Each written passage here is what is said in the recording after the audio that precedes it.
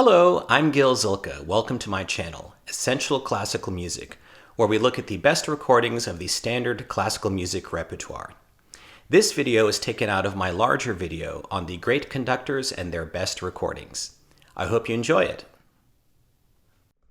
Next, let's talk about French conductor Pierre Monteux, who gave us recordings and recorded performances from early, all the way back from the 20s, but he was lucky enough to be able to conduct into the stereo era as well.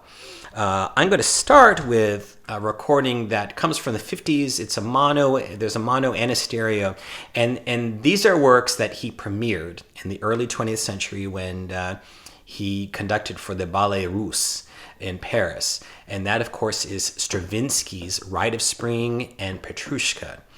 Obviously, these are scores that he knew very well.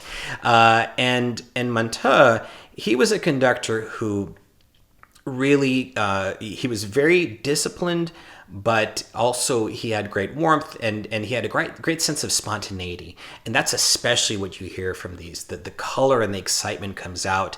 It feels unbuttoned. It doesn't feel stiff at all. And it's really exciting the way he paces it. It's my favorite version of the Rite of Spring, even though the recording quality, it's a little, it's a mono recording from the early 50s, but it really is a must hear if you like that work. Now, for something much older, from Monteux's countryman Berlioz, his recording of the Symphonie Fantastique. This is with the Paris Symphony right around 1930.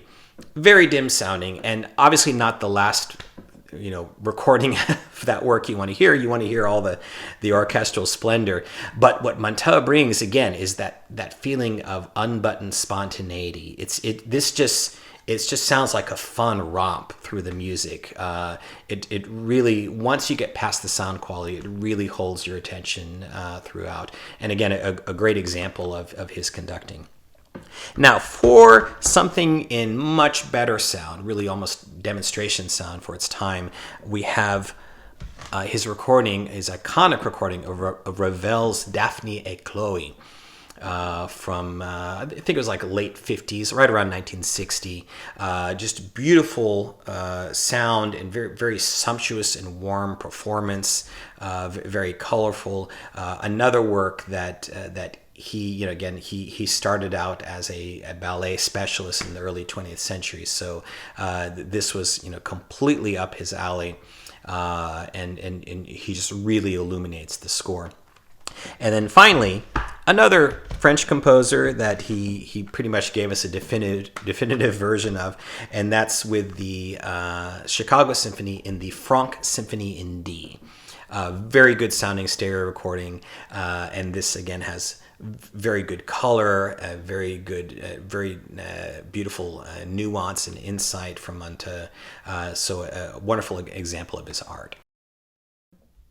Thanks for watching. I want to wish you all a great day and happy listening.